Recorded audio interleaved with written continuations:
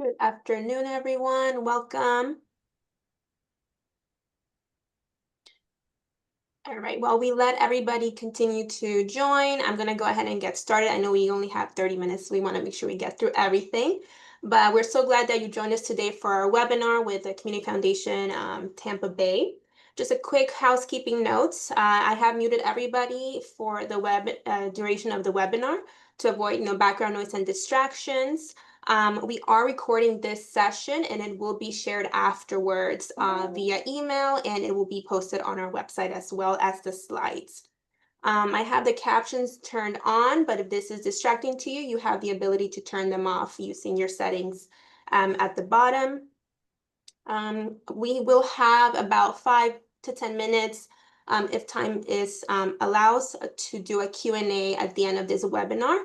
But feel free to drop in the chat questions as they come to you, and Jesse and Brandy will have some time to answer them. But if you haven't already, please share your name and the organization that you're with on the chat box. But we're so delighted to have the Community Foundation here with us today, and we look forward to a great webinar. On to you, Jesse. All right. Thank you, Isabella. Appreciate it. Appreciate the time to kind of set this up. I'm Jesse Caraggio. I'm the Senior Vice President for Community Impact at the Community Foundation at Tampa Bay.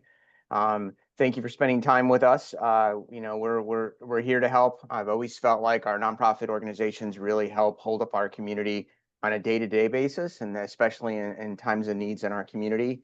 When we look back over the COVID experience we've had, the various hurricanes, especially what we went through last year, it's really our nonprofits that keeps the community going. And I think what we're seeing right now with the government shutdown is another example where nonprofits are coming to step in to do what they can during this time of need. So we're so appreciative for all of you and all the great work you do.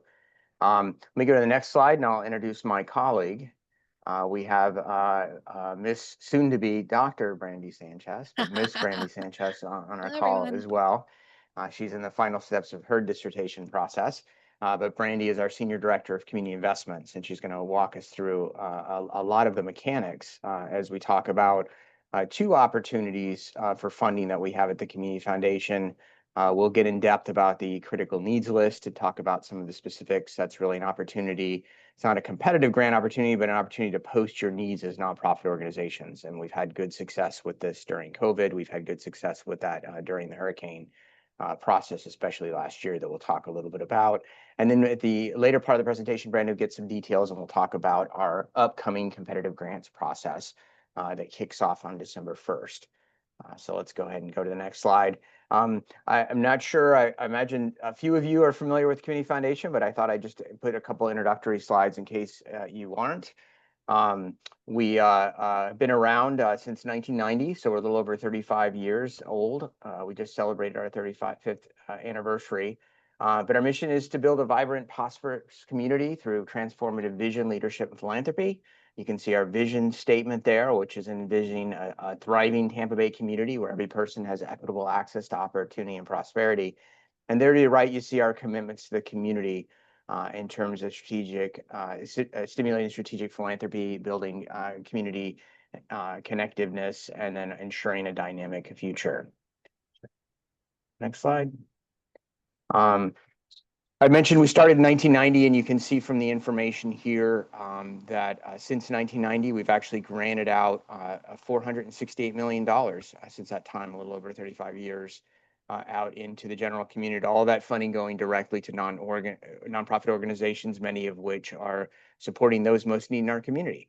So we really think of ourselves as a conduit between the philanthropists in our community and helping get those needed funds out in the community where they can have the biggest impact.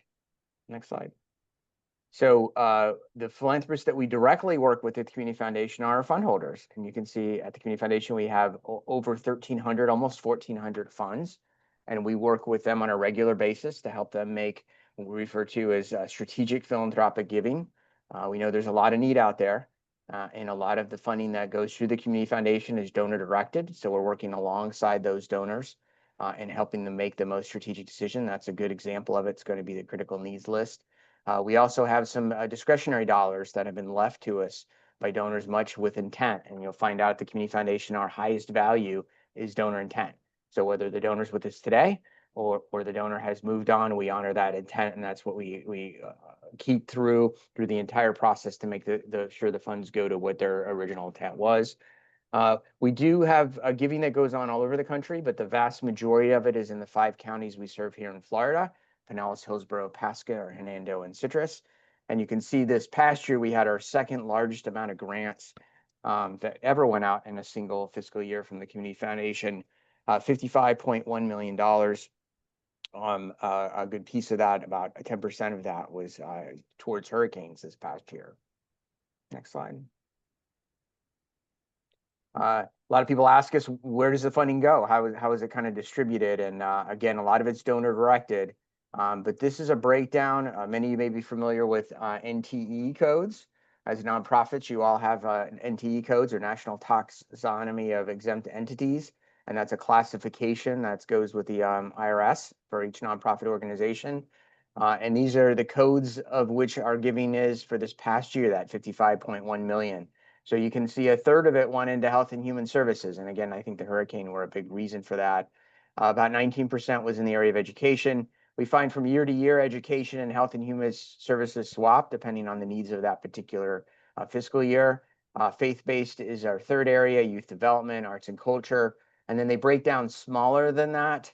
And you can see down and below, there's a lot of different characters. And being a community foundation, we're in all those different categories. You know, we support everything related to philanthropy in a community across the board, but you see the emphasis there in health and human services and education. Next slide. All right, I'm going to turn it over to Brandy Sanchez to talk a little about the critical needs list, and I might jump in to talk about hurricanes a little bit more. But Brandy? Awesome. Thanks, Jesse. And thank you everyone for joining today to talk about 2 major grant opportunities we have here at the foundation. So the first is this critical needs list, right? And so to detail a little bit more about it, like Jesse said earlier in the presentation, this is not a competitive grant process, okay? So we want to talk about it separately. This process actually happens year-round, and it's a way to publicly share a need from your organization that is urgent, it's one time, right? And or it is interfering with the mission and the operation of your organization, right? We will expand the criteria, eligibility criteria for this list when there is crisis. So then we'll talk a little bit about how we're using this list for the federal government shutdown.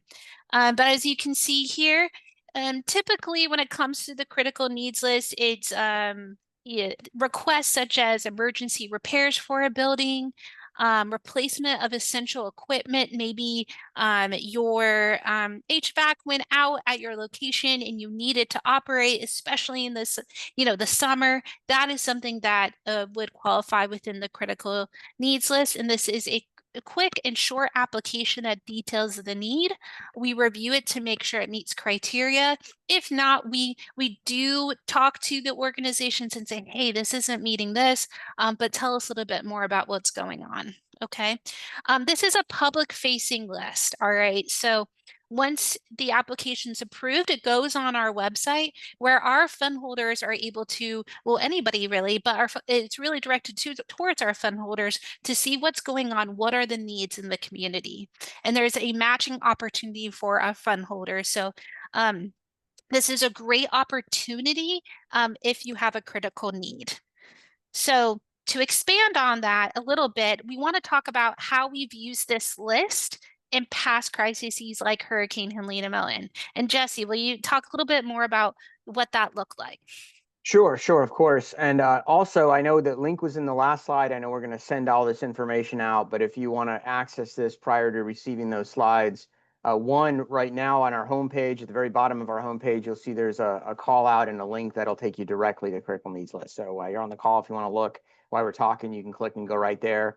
On a normal basis, if you click up in the right-hand corner and go to grants, you'll see critical needs list, as well as our annual competitive grants process is accessible from that link as well. But we granted out $5.1 million into hurricane recovery last year. Our vision of critical needs list, and especially dealing in the case of a hurricane, is to get money in as quick as we can and out as quick as again, and to spend it all out of the intent. Again, donor intent being our biggest value. When folks do contribute to the hurricane or other kinds of critical needs item, they want that money to go out as quick as possible. So we're literally granting dollars out towards the critical needs list on a weekly basis. We have funding going out. But we got dollars out right away. In fact, with the hurricanes Helene and Milton, we had our first grant dollars go out literally a week after Milton and continued on a weekly basis. We had specific themes that we were concentrating on, working and making a difference in the community, because we know there was so much need.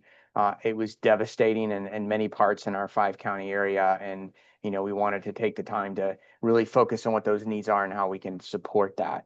And we're very fortunate that we live in Tampa Bay community that's a very philanthropic community. So by having this public facing list, we really find it makes a difference where donors want to make a difference and they can hone in on those specific things they're passionate about and make those contributions. So that's a little about the hurricane process. We've granted out since we started this process. And during the COVID years, over the $5 million has actually gone out directly on that as well. So I'll turn it back over to Brandy. Awesome. Thanks, Jesse. And another tidbit on this that we saw some organizations do when the hurricanes relief and recovery response was happening was they actually posted to the critical needs list and then shared it with other national funders too. So because this is a public list, you can share need with others, right? So just another way to use it. All right, so we've talked about the critical needs list. We've talked about how historically we have used it in terms of crises. We also want to share how we've expanded the criteria for the response to the federal government shutdown. So these are our 3 criteria to be accepted onto this critical needs list if you're responding to those who are impacted by the federal government shutdown. So the first is increased demand of services from federal employees impacted by the shutdown. So if you have you're seeing an increased demand because these federal employees have not received their paychecks, right? Or in any way that you're serving them, you're seeing that increase in demand, that would fit here. Temporary suspension of organizational funding due to the federal government shutdown, but specifically the funding would resume once the federal government opened again, okay?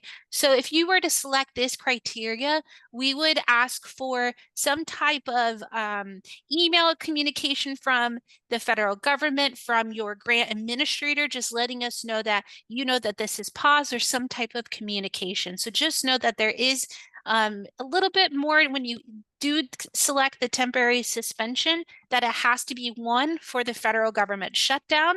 So we need to see that it stopped October 1st, and then also you have some type of communication with them, and just work with us on that as if you're selecting that criteria. And then the third, which we expanded to this week, was the increased need for assistance from individuals and families who have experienced interruptions in SNAP. Now, we are seeing most of the requests at this point come in due to this temporary pause in SNAP benefits. And so please, if you are serving individuals that are not receiving their SNAP benefits, you're seeing an increased demand for your organization, I highly recommend that you look at this critical needs process and let us know what's going on and how you're serving those that were impacted. Again, this is not a competitive grant process. This is a way to publicly share what your organization is doing and the needs that you are seeing in the community. Great. Jesse, anything you wanted to add? No.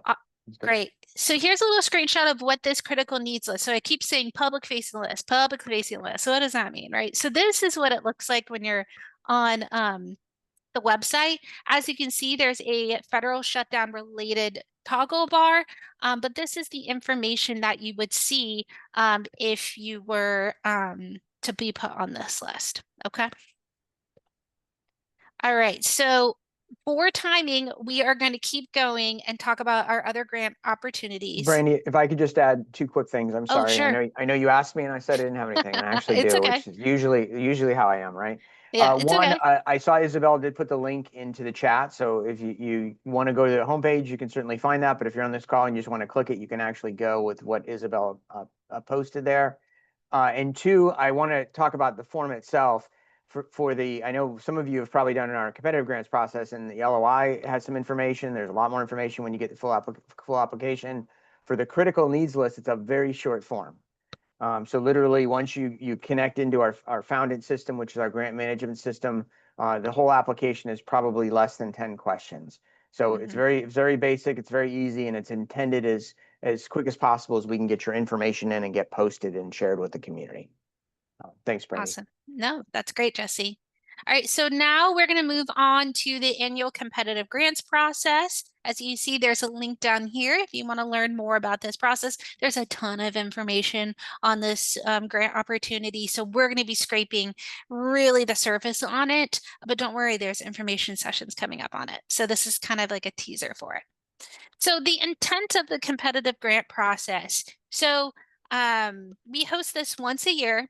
And the intent is for us to understand here at the Community Foundation what is going on in the community.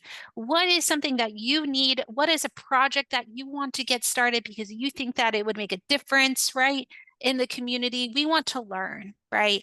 We want to learn about what's happening. We then want to look at our fund holders' dollars that they have left with us, right? And we want to make strategic philanthropic investments into these projects, right? And the overall intent is to fulfill donor intent, right? With the funding that has been left to us to fulfill. And so we talk about the intent of the competitive grant process because we want to make sure you understand that this is highly competitive, right? And when we say no, right, if there is a decline in funding, that doesn't mean it's a no forever, because we have that application on hand and we can learn from what's happening in the community and pull it for fund holders who are maybe interested in your project, even if you're not selected. So our focus areas. So we have 5 focus areas that our competitive grant process is focused around. So that's economic opportunity, environmental resiliency and sustainability, physical health and mental well-being, quality child and youth education, and vibrant and engaged communities. So when you apply to the competitive grant process, one of the criteria is that the project that you're applying with is related to one of these focus areas, right? And so just letting you kind of giving you that heads up that to look at these on our website, we kind of detail a little bit more was what does that mean for the foundation, right? And like Jesse said earlier, these are broad, right? And they're meant to be broad in some aspect because a community foundation really funds a lot of the larger NTE codes, right? And we are meant to, again, fulfill that donor intent, which is not just education, it's not just basic needs, right? It's a lot of different focus areas. So we do separate out the physical health and mental well-being into 3 separate categories also. So that's basic needs, mental health and trauma services, and health and wellness. So if you are looking to apply under the physical health and mental well-being, you will have to select a little bit more further down of where does that lie. And we do that because we see a lot of applications when it comes to physical health and mental well-being, and mental health and trauma services and health and wellness projects are different and they want to be scored a little bit differently.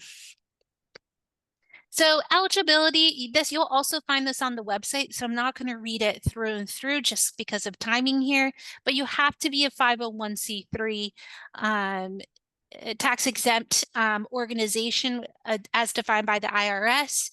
You have to be serving in our 5-county area. and you have to be in compliance with all required of the previous fund. So if you were previously funded by us, we want to make sure those impact reports are put in, that we have a really great relationship with each other, understanding how you're making impact with the funds we've distributed in the past. So I highly recommend that you take the time to read our eligibility and our criteria. Right. I think that there's a lot more information on the website that you will get even from our information session. So please take the time, have your grant writers, have your organization all read the website and, really understand what we're asking for, because there's a lot of information there. So when we get these applications, right, we have criteria that we like to look at that really help define what is that strategic philanthropic investment, right? And for us, it's projects that are focusing on vulnerable populations, projects that are collaborating, right? So we want to see nonprofits working together, having collaboration letters, right, and ensuring that they have agreed to that collaboration. Best practices, that everything is rooted in some type of best practice of how you're serving that vulnerable population within your project. Sustained impact, so how can what you're doing make an impact on those you've identified for years to come, right? What does that look like? How do you ensure that it is not just a one-time type of impact, that you really have that sustained impact? And then quantify impact. We want to see how the project is performing. And, I think that this one gets really confused sometimes, because sometimes people think we just want to see positive news. We want to see, oh, it's the best project we've ever had and we've had the most growth, right? We want to know if something isn't working too, right? So going back to the learning, a big point of the annual competitive grant process is to learn from each other and know what's going on in the community. So this is our timeline. This is when everyone takes out their phones and they take pictures of this or screenshot it. But again, we're sending the slides, so you'll have it. And most of this is on our website already. So again, read the website. But we have 2 information webinars coming up where we're going to detail a lot more into these focus areas and opportunities. So the grant period opens on December 1st. And the letter of intent will be due on January 7th of 2026, okay? And then we will notify nonprofits of their outcome if they are going to move on to the application stage by February 2nd. And then we have a few more deadlines after that, but the big dates to remember is grant application opens December 1st, and on January 7th is when they are due. Jesse. Okay, I'm gonna kind of go through this super quick because I do want to give a little bit of time at the end for somebody that has questions. So if you got questions already, I think go ahead and put them in the chat and we'll try to get through as many as we can as I'm kind of going through this. So if you think it's something, throw it in there. I do want to emphasize we're giving you a lot of information in a very short period of time. As Brandy mentioned, all of this information is on our website. So before you decide to put in an application for either process, please do take the time and go through with the information that's on the website, because they are very different processes.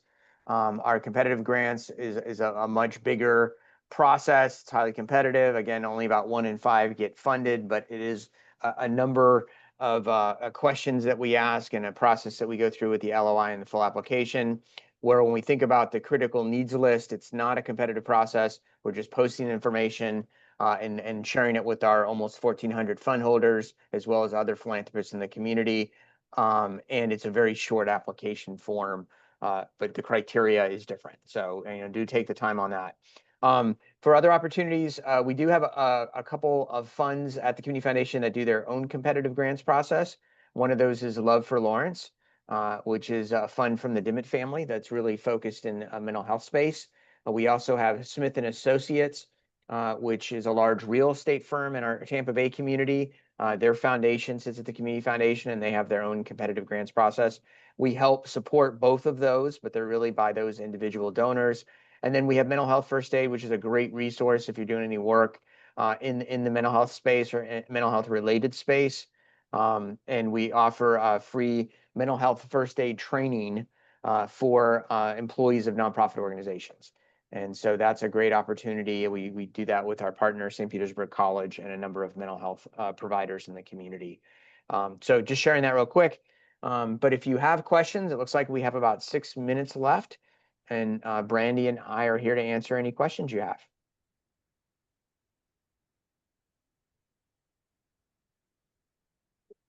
So the first question I see is, could an organization potentially be funded through both the critical needs process and the competitive grant process? Absolutely. So like we said, these are two completely different processes. The critical needs process is year round, right? So you can only apply once for the critical needs process, but that can happen at any time. Hopefully you're not seeing a disturbance, but if you are, this is where this process is useful for you. And then the annual competitive grant process is once a year. And we have multiple organizations that have been funded through both. Of course.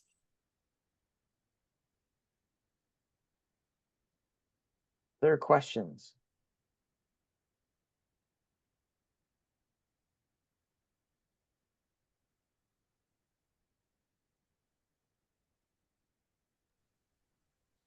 There's a couple on the chat.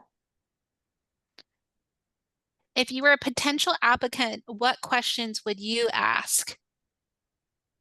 That's a good question. I think we try to really provide our information sessions around the questions that we would think nonprofits would ask us about the process. Absolutely. So I think a lot of what we're providing is thinking, as we've worked with nonprofits and trying to capture as much of that as possible in terms of, what's your timeline, how's your process work, are there multiple phases? Yeah. One of the questions we get about the competitive grants process is about the average award. And we have awards that are down around 5,000. We have awards that are 50,000. We've had awards as high as 60,000. But the average award is about $24,000. So that would be a fair question that maybe we would certainly share as we do our broader information sessions. All right. What is the range? Well, they're coming in now. Great. Okay, Yeah. hold on. What is the range of grant dollars awarded in both critical needs and the annual competitive grant process? That's actually a really great question. So for the critical needs process, the maximum amount that you are allowed to request is $250,000. Now, I recommend looking at your organization's budget to better understand how much you're willing to be granted and what that looks like for your organization. But we have seen grants from $5,000 to the $250,000 range granted out through that. Just because, as a reminder, with the critical needs, it is fund holders, organizations who want to fund that specific request.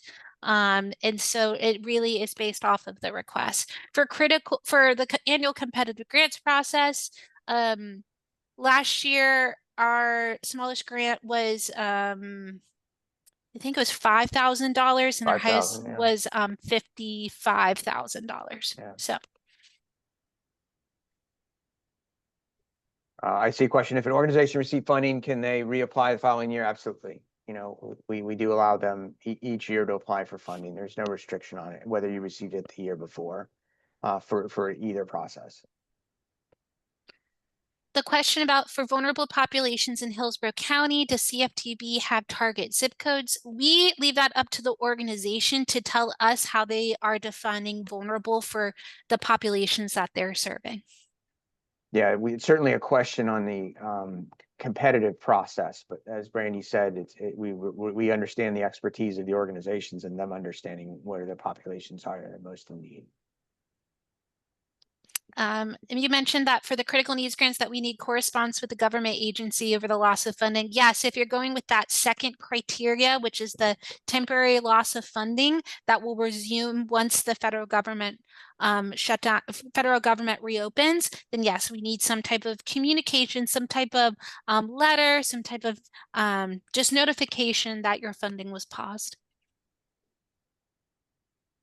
due to the federal government shutdown.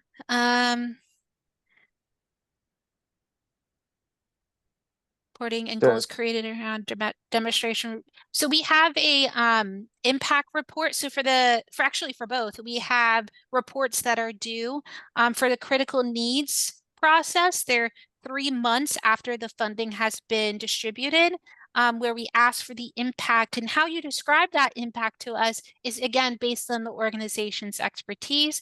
For the competitive grant process, we do ask in the process, all right, you have a vulnerable population. Who is that population?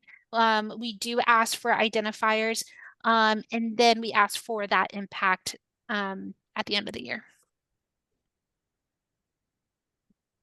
Next question. If there's a project that we're seeking funding for that is a collaboration between several local nonprofits, do we need to apply separately, or a representative can do a single one? Yes, you know, if there's a coalition of nonprofits, we're very big on collaboration. In fact, we require not letters of support, but actual letters of collaboration from everybody that's a partner on the work. But we've had instances where a single nonprofit has applied, and then others are involved in kind of a collaborative nature. So that's acceptable. You don't need a separate one for each nonprofit.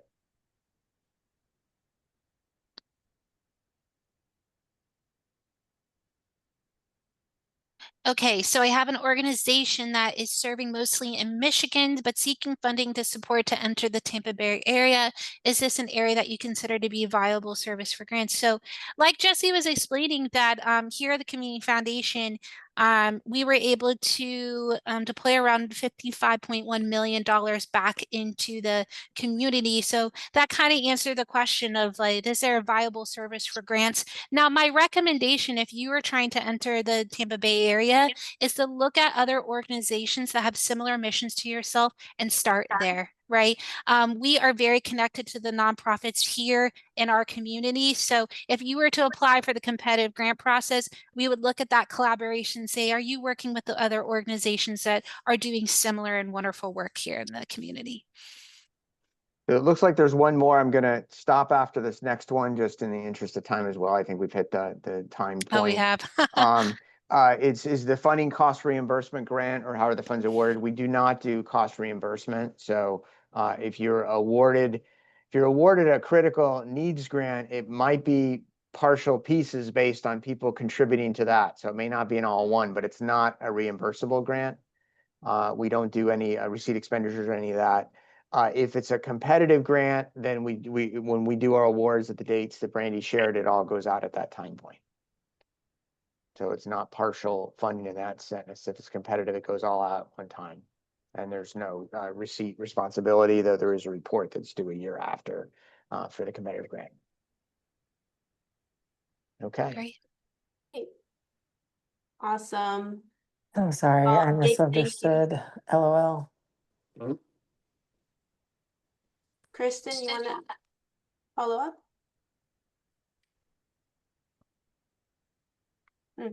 All right, Brandy, you have any last words to share? Just thank you so much for joining us on your lunch hour. I really appreciate it. And thank you to the Nonprofit Leadership Center for hosting us and letting us be here.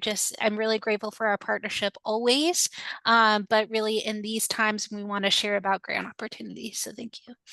Yeah, Isabella, thank you. Thank you to Charlie as well. I know Charlie came to me and Brandy of this idea at a recent event we had, and we think it was great to be able to share in this mechanism. I want to thank all of you. I know how busy you all are on your work and helping people in the community, and how precious your time is. So appreciate taking the time to spend with us and a little about the Community Foundation, and hopefully find some opportunities that we can help you. Yes, and a big thank you to you, Jesse and Brandy, and the Community Foundation for this incredibly informative and timely presentation. Like it was mentioned, we will be sharing this recording and also the slides for everybody afterwards in the next few business days. So please be on the lookout. And we hope you all have a great afternoon. Take care. Bye-bye. Bye now.